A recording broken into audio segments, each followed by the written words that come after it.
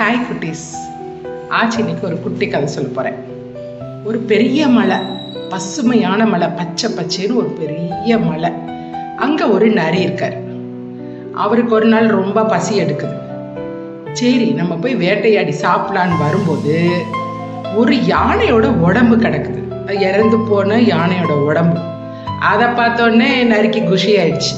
Okay, என்ன கஷ்டப்படாமல் சாப்பாடு கிடைக்குதே அப்படின்னு சொல்லிட்டு போய் பார்த்தா அந்த யானையோட தோல் ரொம்ப ஹார்டாக இருக்கும்ல. அதை எப்படிடா ரிமூவ் பண்ணுறது? ஏன்னா நரியோட காலில் அவ்வளோ சக்தி இல்லை, கால் லெகம்லாம் அவ்வளோ ஒன்றும் ஸ்ட்ராங்காக இல்லை. எப்படிடா அந்த யானையோட தோலை உரிக்கிறதுன்னு யோசிச்சுட்டு இருக்கு. அப்போ அதுக்கு ஒரு ஐடியா வருது.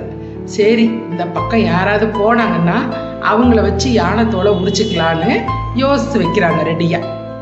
அப்போ பார்த்து சிங்கம் ஒன்று வருது. சிங்கராஜா வர்ற உடனே பார்த்தோன்னு வேகமாக போய் வணக்கம் சொல்லுது. உடனே சிங்கம் யோசிக்குது, இவன் யார், இவன் நமக்கு தேவையில்லாம வந்து வணக்கம் சொல்றானே அப்படின்னு சிங்கம் யோசிக்குது. உடனே நரிட்ட, நீ யார் முதல்ல அப்படின்னு கேக்குது. இல்ல, நீங்க வேட்டையாடி கஷ்டப்பட்டு வேட்டையாடினீங்க, இந்த யானையோட உடம்ப நான் தான் பாதுகாத்துட்டு இருக்கேன், நான் உங்க அடிமை அப்படின்னு சொல்லுது நரி.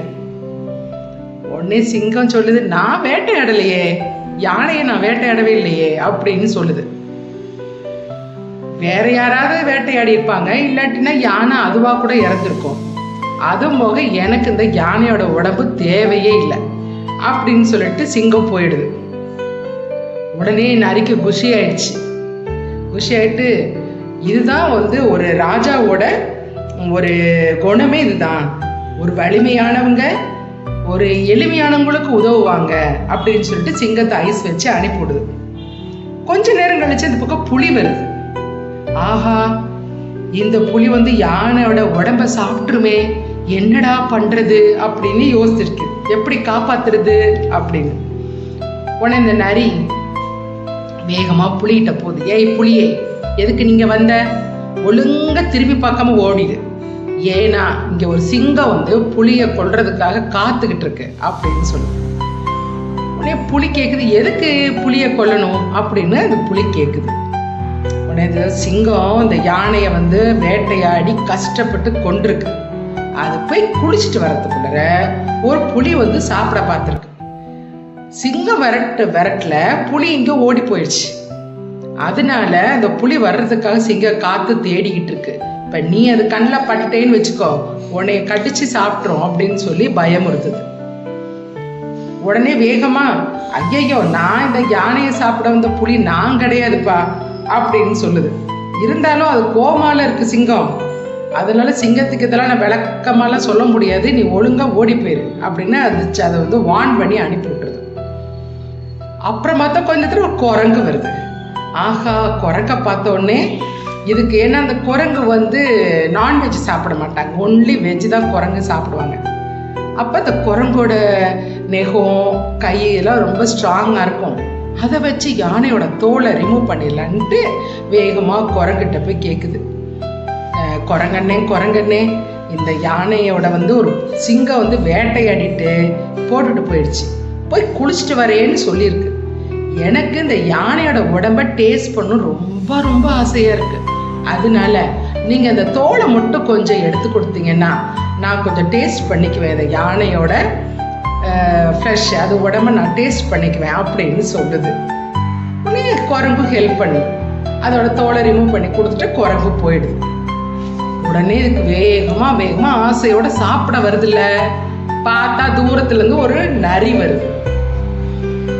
நரி வந்த உடனே, அடடா, நம்ம எல்லாத்தையும் விரட்டி விட்டோம், இப்ப நாலாவதா வர்றது நம்மளோட இனமாச்சே, இதை ஏமாத்த முடியாது இல்ல. ஏன்னா நரியோட கண்ணிங், எல்லா நரியும் கண்ணிங்கா தானே இருப்பாங்க.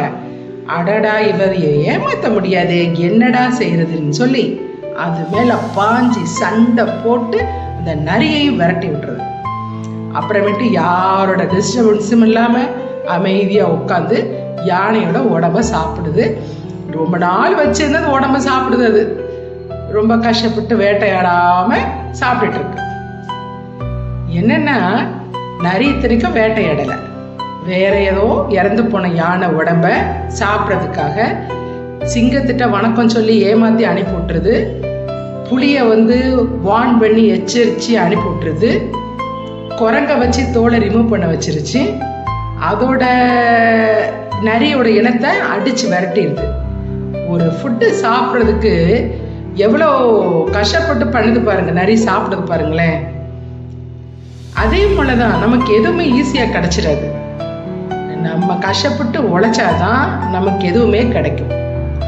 மற்றவங்களோட முயற்சியில், மற்றவங்க வேலை பார்க்கறதுல, மற்றவங்களோட உழைப்பில் போய் நம்ம சாப்பிட முடியாதுல்ல, அப்படி கேட்கவும் கூடாதுல்ல. அது ஒரு தப்பான விஷயம் தானே. நம்ம கஷ்டப்பட்டு படித்தாதான் நிறைய மார்க் வாங்க முடியும், அப்படி தானே. வேறொரு பையன் கஷ்டப்பட்டு படித்தா நம்ம எப்படி மார்க் வாங்க முடியும்?